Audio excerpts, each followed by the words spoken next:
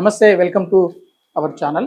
బండి భగీరథ ఇష్యూ ఇప్పుడు రోజు రోజుకి అంటే ఒక చర్చాంశంగా మారింది. అందులో భాగంగా రాష్ట్ర ప్రభుత్వం కూడా ఇనిషియేటివ్ తీసుకుని సిట్ ద్వారా విచారణ చేపట్టాలని చెప్పి ఆదేశాలు జారీ చేయడం, ఆ తర్వాత ఈ కేసులో పురోగతి ముందుకు సాగుతుంది. ఈ నేపథ్యంలోనే బండి భగీరథ పరారయ్యారనే వార్తలు కూడా వినిపిస్తున్నాయి. ఇదే అంశానికి సంబంధించి మనతో మాట్లాడేందుకు సీనియర్ జర్నలిస్ట్ దాము బాలాజీ మనతో పాటు ఉన్నారు. వారిని అడిగి తెలుస్తుంది. సార్ నమస్తే. నమస్తే. సరే, ఈ ఇష్యూని ఎలా చూస్తే బాగుంటుంది సార్? ఇప్పుడు అంటే భగీరథ పరారయ్యారని చెప్తున్నారు. ఒకవైపు సీఎం కూడా ఇనిషియేటివ్ తీసుకున్న తర్వాత సిట్ వేసి విచారణ చేపట్టి అంటున్నారు. ఇప్పటికే ఆలస్యమైంది అని చెప్పేసి ఆగ్రహం వ్యక్తం చేశారు. దీన్ని ఎలా చూడవచ్చు? ఇది ఒక పెద్ద ఐరనీ అండి. మన దేశ హోంశాఖ సహాయ మంత్రి కొడుకు పరారంటే ఒకసారి మీరు ఊహించుకోండి ఎంత ఘోరమైన విషయము. అంటే హోంశాఖ మంత్రి కొడుకే ఎలా పరారవుతారండి? పరారైన వాళ్ళని పట్టుకునే పని హోంశాఖది, శాంతి భద్రతల పని హోంశాఖది. అలాంటి హోంశాఖ సహాయ మంత్రి కొడుకు పరారయ్యాడంటే ఇంతకంటే ఘోరం ఈ దేశంలో ఏం జరుగుతుంది? అంటే హోంశాఖ సహాయ మంత్రి కొడుకు ఆల్రెడీ దుబాయ్కి వెళ్ళిపోయాడని, విదేశాలకు వెళ్ళిపోయాడని అంటున్నారు. ఇది జరిగింది ఎప్పుడో జనవరిలో జరిగింది. ఈమె కేసు పెట్టింది ఇప్పుడు 8న, మొన్న 8న కేసు పెట్టింది పేట బషీరాబాద్లో. ఇవాళ ఎంత? సో అంటే 4-5 రోజులుగా పోలీసులు ఏం చేస్తున్నారు? మామూలుగా పోక్సో కేసు అనేది very serious case, non bailable. అది పోక్సో కేసు అంటే ఇమ్మీడియట్గా ఎవరినైనా కూడా అరెస్ట్ చేస్తారు. మనకు తెలుసు, డ్యాన్స్ మాస్టర్ జానీ మాస్టర్ని అరెస్ట్ చేశారా లేదా? అది కూడా ఆమెమి ఇప్పుడు మైనర్ కాదు, ఎప్పుడో జరిగిందని పెట్టింది.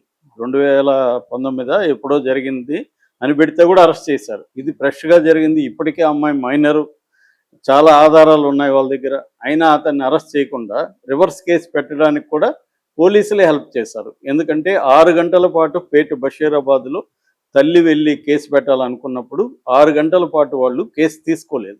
ఈ లోపల బండి సంజయ్ ఫ్యామిలీకి వాళ్ళు ఇంటిమేట్ చేశారు. వాళ్ళు వెళ్ళి ఇమీడియట్గా కరీంనగర్ 2 టౌన్ పోలీస్ స్టేషన్లో బండి భగీరథ ఈ అమ్మాయి హనీ ట్రాప్ అని పెట్టాడు. యాక్చువల్గా పోక్సో కేసులో హనీ ట్రాప్ గిన్నీ ట్రాప్ అనేది ఉండదు. ఆ అమ్మాయి ఇష్టపూర్వకంగా చేసిన ఒక మైనర్తో నువ్వు లేదా మైనర్ని లైంగికంగా వేధిస్తే నీదే తప్పు. అంత తప్ప అమ్మాయి ఇది చేసిందంటే కూడా అమెరికాలో కూడా మధ్య మన తెలుగుని ఇలాగే పట్టుకున్నారు. తెలుగుని ఒక 13 ఏళ్ళ అమ్మాయి రూపంలో ఒక పోలీస్ ఆవిడ ట్రాప్ చేసి, అది కూడా హనీ ట్రాపే. కానీ ఇతను ఎందుకు పట్టుకున్నారు? హనీ ట్రాప్ అయినా నువ్వెందుకు మైనర్తో పెట్టుకున్నావు అనేది ఇంపార్టెంట్. పోక్సో కేసు కూడా అదే, పోక్సో చట్టం కూడా. కాబట్టి ఏ రకంగా చూసినా ఈ అబ్బాయిని ఇమీడియట్గా అరెస్ట్ చేయాలి. తర్వాత కోర్టులో తేలుతుంది అబ్బాయి నేరం చేస్తాడా లేదా అని. కానీ ఆ పని చేయలేదు పోలీసులు. ఎందుకు చేయలేదు? అతను ఇట్ ఈజ్ ఆబ్వియస్, అతను సహాయ శాఖ మంత్రి కాబట్టి అతను కొడుకుని చేయకుండా తాత్సారం చేశారు. ఇప్పుడేంటి, బీఆర్ఎస్ లేకపోతే సమాజంలో సోషల్ మీడియాలో వ్యతిరేకత బాగా పెరిగింది. నిజానికి ఒక కుట్రపూరితంగా ఇదే వేరే వాళ్ళు చేస్తుంటే ఫ్రంట్ పేజీలో న్యూస్ వచ్చిండేది మెయిన్ స్ట్రీమ్ పేపర్లలో అంతా. ఎవడు పట్టించుకోలే. ఈ రోజు కూడా మెయిన్ స్ట్రీమ్ పేపర్లలో మామూలుగా అయితే అదే ఒక కేసీఆర్ మనవడు అనుకోండి, ఫర్ ఎగ్జాంపుల్కి చెప్తున్నా, కేసీఆర్ మనవడు పరారి, కేసీఆర్ మనవడు మీద పోక్సో కేసు అని ఫ్రంట్ పేజీలో మనకు భయంకరంగా వచ్చిండేది. అదే ఇప్పుడు దీనంటే అసలు న్యూసే లేదు, ఎక్కడో లోపల పేపర్లో ఇవి వెయ్యాలి కాబట్టి వేశారు. అంటే ఇదంతా క్లియర్గా ఏంటంటే, నేను చాలాసార్లు చెప్తుంటాను, క్రిమినల్ జస్టిస్ సిస్టమ్ ఇండియాలో డబ్బున్న వాళ్ళకి, కులం డామినెంట్ కులాలు, అగ్ర కులాల వాళ్ళకి, పలుకుబడి ఉన్న వాళ్ళకి, అంటే పవర్ పలుకుబడి ఉన్న వాళ్ళకి అనుకూలంగానే ఉంటుంది చట్టం అనేది పదే ప్రూవ్ అవుతుంది. ఇది లేటెస్ట్గా ప్రూవ్ అయింది. సో ఆ అమ్మాయిది హనీ ట్రాపా కాదా అనేది సెకండరీ అంశం. ఇతని మీద వాళ్ళు ప్రైమా ఫేసి ఎవిడెన్స్ తీసుకొచ్చారు. తల్లి కేసు పెట్టింది. కేసు పెట్టినప్పుడు ప్రైమా ఫేసి తీసుకున్నారు. విక్టిమ్ దగ్గర వాంగ్మూలం తీసుకున్నారు, అమ్మాయి దగ్గర కూడా వాంగ్మూలం తీసుకున్నారు. ఇమీడియట్గా చేయాలని పని అతన్ని అరెస్టు. అది చేయకుండా అతను ఏం చెప్పాలి? ఒక హోంశాఖ సహాయ మంత్రిగా ఉన్న బండి సంజయ్ ఏం చెప్పాలి? నా కొడుకు తప్పు చేయలేదు, కానీ ఆరోపణలు వచ్చాయి కాబట్టి లీగల్గా ఏం తీసుకోవాలో అది తీసుకోండి, లీగల్గా ప్రూవ్ చేయని అని చెప్పాలి. అది చెప్పకుండా ఎమోషనల్ డ్రామా ఆడి కన్నీళ్ళు పెట్టుకొని నేను ఎలుక కాదు, నేను పిల్లి కాదు, నేను జై శ్రీరాము, ఇవన్నీ ఎందుకు? ఇదే వేరే వాళ్ళ విషయంలో ఇలాగే మాట్లాడతారా? అలాగే బీజేపీ ప్రెసిడెంట్ రామచంద్రరావు ఏమంటున్నాడు? అది పర్సనల్ విషయం అంట. ఇదే ఇందాక చెప్పిన ఎగ్జాంపుల్లో కేసీఆర్ మనోడైతే ఇదే మాట అంటారా? బీజేపీ వాళ్ళు పర్సనల్ విషయం అంటారా? ఇది పర్సనల్ విషయం ఎలా అవుతుంది? ఇది పోక్సో కేసు అంటే పర్సనల్ కాదు. ఒక అమ్మాయి నువ్వు అది కూడా మైనర్ని, అది పర్సనల్ ఎలా అవుతుంది? సో ఈ పర్సనల్ అంటాడు. ఇటుపక్క పొన్నం ప్రభాకర్ ఏమంటాడు? కుల పెద్దలు పంచాయతీ చేయాలంట.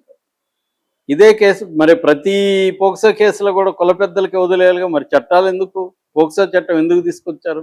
అంటే ఇక్కడ క్లియర్గా కాంగ్రెస్ బీజేపీ ఒక కొమ్మక్క డ్రామా ఆడుతున్నట్టే మనకు కనబడుతుంది. రేవంత్ రెడ్డి కూడా దీన్ని నీరుగార్చడానికి సిట్టేశాడా, లేకపోతే నిజంగానే దీన్ని పరిశీలించి చేయాలని ఉందా అనేది కూడా అనేక అనుమానాలు వస్తున్నాయి. ఎందుకంటే దీనికి సిట్ వేయాల్సిన అవసరం లేదు. ఫస్ట్ ఆఫ్ ఆల్ ఆబ్వియస్గా ఉన్న సిట్ ఎప్పుడు వేయాలండి? ఈ కేసు కాంప్లెక్స్గా ఉండి దీంట్లో అనేక యాంగిల్స్ ఉండి తెలియనప్పుడు సిట్ వేయాలి. ఇప్పుడు తిరుపతి లడ్డు కల్తీ అది ఊడి చేశాడు, ఎలా చేశాడు కాబట్టి సిట్ వేశాడు. దీంట్లో క్లియర్గా బాధితురాలు వచ్చింది, వాంగ్మూలం ఇచ్చింది, కేసు పెట్టింది, నువ్వు అరెస్ట్ చేసి విచారణ జరుపు. అది చేయకుండా సిట్ వేయడం ఏంటి? సిట్ వేయాలన్నంత కాంప్లెక్స్ కేసు ఇది. సో సిట్ వేశారంటేనే, అందుకనే హరీష్ రావు చెప్తున్నాడు, సిట్ వేశారంటేనే ఇది నీరుగార్చడానికి ఒక ప్లాన్ ప్రకారం రేవంత్ రెడ్డి వెళ్తున్నాడు. అంటే ఈ గోలని ఆపడం కోసం నేను చూడు సిట్ వేశాను అని చెప్పుకోవడం కోసం తప్ప ఇది క్లియర్గా నీరుగారిపోయే కేసే అనేది చెప్తున్నారు. ఈ లోపల బాధితుల మీద ప్రెజర్ తీసుకొస్తారు. మామూలుగా ఇలాంటి కేసులు ఏం జరుగుతుందంటే ఫస్ట్ అరెస్ట్ కానివ్వకుండా చూసుకుంటారు. రెండవది పోలీసుల స్పీడ్ని తగ్గించడానికి కోసం ఎంక్వైరీ చేస్తున్నాం, ఇన్వెస్టిగేట్ చేస్తున్నాం అని చెప్తా ఉంటారు. మూడవది ఈ లోపల బాధితుల్ని ప్రెజర్ చేసి వాళ్ళ దగ్గర కంప్లైంట్ విత్డ్రా చేసుకోవడానికి ప్రయత్నిస్తారు. ఈ లోపల మీడియాకి ఇంకొక విషయం వచ్చి మీడియా డైవర్ట్ అవుతుంది. మీడియాను కూడా మేనేజ్ చేసుకుంటారు. పెద్ద మీడియానంతా కూడా దీని మీద పొగస్ చేయకుండా మేనేజ్ చేసుకుంటారు. ఇది జనరల్గా జరిగే ఒక మోడస్ ఆపరండి. అదే మోడస్ ఆపరండి ఈ కేసులో కూడా జరుగుతున్నట్టుగా మనకు అర్థమవుతుంది. ఎందుకంటే ఇది ఆమె కంప్లైంట్ నేను చదివాను డీటెయిల్గా. పేట బషీరాబాద్ పోలీస్ స్టేషన్లో ఆమె ఇచ్చిన కంప్లైంట్ చదివాను నేను. అందులో ఆమె చెప్తున్నది ఏమంటే జూన్ 2025లో ఈ అబ్బాయి కామన్ ఫ్రెండ్స్ ద్వారా ఈ అమ్మాయితో పరిచయం పెట్టుకున్నాడు. అక్కడి నుంచి చాటింగ్ స్టార్ట్ చేశాడు. ఇన్స్టాలో, స్నాప్చాట్ ఇలాంటి వాటిలో చాటింగ్ స్టార్ట్ చేసి ఈ అమ్మాయితో రిలేషన్షిప్ని, ఎమోషనల్ రిలేషన్షిప్, ఫస్ట్ ఫిజికల్ కాదు ఎమోషనల్ రిలేషన్షిప్లోకి తీసుకున్నాడు. తీసుకున్న తర్వాత ఈ అమ్మాయిని ఫిజికల్గా తనని కలవడానికి ఫిజికల్కి ట్రై చేశాడు. 2025 నవంబర్ 13న మొయినాబాద్లో లక్స్ చరణ్ ఫామ్ స్టే అనే ఒక దానికి తీసుకెళ్ళి అక్కడ 2 రోజులు ఫోర్స్ఫుల్గా ఉంచుకొని 2 రోజులు ట్రై చేశాడు. అంతకుముందు ఒకసారి వీళ్ళింట్లోనే బేస్మెంట్లో, ఎందుకంటే తను ఇంటికి కూడా బాగా పరిచయం అయ్యాడు, వీళ్ళ ఫ్యామిలీకి కూడా. వీళ్ళింట్లోనే బేస్మెంట్లో కూడా అమ్మాయిని గట్టిగా ముద్దు పెట్టుకోవడానికి, బాడీ అంతా తాకడానికి ట్రై చేశాడు. అమ్మాయి వ్యతిరేకించింది. అంటే అమ్మాయి తను ఇష్టపడింది కానీ ఫిజికల్గా ఇప్పుడు వద్దని చెప్పింది. లేదు నిన్ను మేజర్ అయినాక నేను పెళ్లి చేసుకుంటానని అతను నమ్మించాడు. అంటే ఒక రకంగా ట్రాప్ చేశాడు అతను ఎమోషనల్గా అమ్మాయిని. అంటే దాని తర్వాత వాళ్ళ ఇంట్లో వాళ్ళకి కూడా ఒప్పించాడు. దాంతో ఇతను విజయవాడ, తర్వాత అరుణాచలం, తిరుపతి ఇలాగంతా కూడా వీళ్ళు వెళ్ళారు ఈ అమ్మాయిని తీసుకొని. దాని తర్వాత ఇది ఎప్పుడు జరిగిందంటే డిసెంబర్ 5న నానక్రామ్గూడలో గోల్ఫ్ వ్యూ అనే ఒక హోటల్లో ఈ అమ్మాయిని తీసుకెళ్ళి ఇంకొక 2 ఫ్రెండ్స్ ఉంటే అక్కడ ఒక 2 days పెట్టుకొని అక్కడ ట్రై చేశాడు. ఈ అమ్మాయి వ్యతిరేకించింది. తర్వాత డిసెంబర్ 31 ఒక పార్టీ ప్లాన్ చేసుకున్నారు వీళ్ళు, అనన్య ఫామ్ హౌస్ అనే దీంట్లో చేసుకొని ఒక 5 మంది అబ్బాయిలు, ఇంకొక 2 అమ్మాయిలు, ఈ అమ్మాయి. సో వీళ్ళందరూ అక్కడికి వెళ్ళారు. అక్కడ ఈ అమ్మాయి వద్దంటే కూడా బ్రేజర్ తాగిచ్చారు బలవంతంగా. తాగినాక అర్ధరాత్రి 1:32 అప్పుడు ఆ టైంలో ఇతను వచ్చి బలవంతంగా అమ్మాయిని చేశాడు. ఇది వాళ్ళ ఆరోపణ. ఇది నిజమా కాదో మనకు తెలియదు, మనం తేల్చే అంశం కాదు ఇది. అదొక ఆరోపణ. దానికి సంబంధించి వాళ్ళు ప్రైమా ఫేసి ఎవిడెన్స్ చూపిస్తున్నారు. ఎందుకంటే ఈ తర్వాత ఇతను మెసేజ్లు పెట్టాడు, నేను పశ్చాత్తాపడుతున్నాను, ఇలా జరిగి ఉండాల్సింది కాదు, నన్ను క్షమించండి, అదేదన్నా మెసేజ్లు పెట్టాడు. అవన్నీ వాళ్ళ దగ్గర ఉన్నాయి, చాట్ హిస్టరీ అంతా ఉంది. దాని తర్వాత జనవరి 7న అతను నేను బ్రేక్ చేసుకుంటున్నాను రిలేషన్షిప్ అని మళ్ళీ మెసేజ్ పెట్టాడు ఈ అమ్మాయికి. అప్పటి నుంచి ఈ అమ్మాయి డిస్టర్బ్ అయిపోయింది. ఎందుకంటే నన్ను ఇలాగ రేప్ చేశాడు, నన్ను పెళ్లి చేసుకొని అంటున్నాడని. జనవరి 19 నుంచి 25 వరకు 2 సార్లు అమ్మాయి ఆత్మహత్య ప్రయత్నం చేసింది. సో దాని తర్వాత వీళ్ళ తల్లితో కూడా అతను జనవరి 13న తల్లితో కూడా మెసేజ్ పెట్టి, మీరు జోక్యం చేసుకోండి, నేను ఇప్పుడు ఆ అమ్మాయికి అంటే నాకు పెళ్లి చేసుకునే పరిస్థితి లేదు, మీరు అమ్మాయికి చెప్పండి అని కూడా మెసేజ్ పెట్టాడు. ఇవన్నీ వాళ్ళ దగ్గర డేటా ఉంది. వాళ్ళు తిరిగిన ఏరియాలో ఫోటోలు ఉన్నాయి, ఫ్లైట్ టికెట్లు, మిగతా టికెట్లు, అక్కడ హోటల్లో దిగింది, ఇవన్నీ ఉన్నాయి. ప్రైమా ఫేసి ఎవిడెన్స్ లేకపోతే అసలు ఈ స్థాయిలో అతని మీద పోక్సో కేసు పెట్టరు. ప్రైమా ఫేసి ఎవిడెన్స్ ఇవ్వగలిగిందామే, వాళ్ళు చూశారు, నిర్ధారించుకున్నారు, ఎంక్వైరీ చేసినాకే పోక్సో కేసు పెట్టారు. కానీ ఇక్కడ ఏం జరుగుతుంది, అంతవరకు ప్రెజర్ చేయగలిగారు వీళ్ళు, అంతకుముందు కూడా చేశారు. మధ్యలో ఏమైంది, బండి సంజయ్ కూడా రంగంలోకి వచ్చి సంగప్ప అనే ఒక లాబీయిస్ట్ ద్వారా వీళ్ళని పిలిపించి బండి సంజయ్ కూడా పంచాయతీ చేశాడని కూడా ఈమె ఆరోపించింది. పంచాయతీ చేసి మీరు విత్డ్రా చేసుకోండి అని. ఈ లోపల ఏప్రిల్లో కూడా ఒక కేసు పెట్టించారు ఈ మీద, నిర్మల్లో, ఈ పాప మీద, వీళ్ళ ఫ్రెండ్స్ ద్వారా. అంటే ఇదంతా కూడా జనవరిలో బ్రేక్ అయిందండి వీళ్ళిద్దరి మధ్య. బ్రేక్ అయినప్పటి నుంచి కూడా ప్రెజర్ పెడతా ఉన్నారు వీళ్ళ మీద, కేసు పెట్టకుండా చూసుకోవడానికి. ఆ ప్రెజర్ని వీళ్ళు తట్టుకొని కేసు పెట్టారు. కేసు పెట్టే కాడికి రివర్సల్ పోయి ఈ అమ్మాయి మీద అతను పెట్టాడు. పెట్టినాక కూడా మొత్తం ఈ ముఖ్యంగా బీఆర్ఎస్ దీన్ని సీరియస్గా తీసుకోవడం వల్లనే ఈ మాత్రం బయటకు వచ్చింది. ఎప్పుడైతే బీఆర్ఎస్ తీసుకున్నారో మనలాంటి ఛానల్స్ కూడా దీని మీద మాట్లాడడం మొదలుపెట్టాయి. ఛానల్స్ కానీ, సోషల్ మీడియా కానీ. మెయిన్ స్ట్రీమ్ మీడియా దీన్ని పట్టించుకోవట్లేదు. సో ఇక్కడ ఏంటంటే ప్రతిదానికి మనకి రాజకీయ మీడియా అయిపోయినాక ఇది ఎవరి ఇష్యూ అనేది ఆలోచించే మీడియాలు చేస్తున్నాయి. చిన్న చిన్న మీడియా లేకపోతే సోషల్ మీడియానే ఇష్యూల్ని రాజకీయాలకు సంబంధం లేకుండా ఎంతో కొంత చేస్తుందంటే డెమోక్రటిక్ స్వభావం అనేది ఈ మీడియాకు ఉంది తప్ప మెయిన్ స్ట్రీమ్ మీడియాకి డెమోక్రటిక్ స్వభావం లేదు. అవన్నీ కూడా వెస్టెడ్ ఇంట్రెస్ట్లు పార్టీలు నడిపే ఛానల్స్ లేకపోతే పేపర్స్. అందువల్ల వాళ్ళకు అనుకూలంగా ఉంటే న్యూస్లు దాన్ని ఇది ఇబ్బంది అనుకుంటే కప్పేస్తారు, లేదు దీన్ని తొక్కేద్దాం అవతలని అంటే క్రైమ్ చేసినా చేయకపోయినా క్రైమ్ చేసినట్టు వీళ్ళే మీడియా ట్రయల్స్ చేసి వాడికి పనిష్మెంట్ కూడా ఇచ్చేస్తూ ఉంటారు. సో ఇలాగ ఇప్పుడు ఏమైంటే మామూలుగా అయితే ఇది ఇమీడియట్గా పోక్సో కేసులో జరగాల్సింది ఏంటంటే అరెస్ట్ చేయాలి.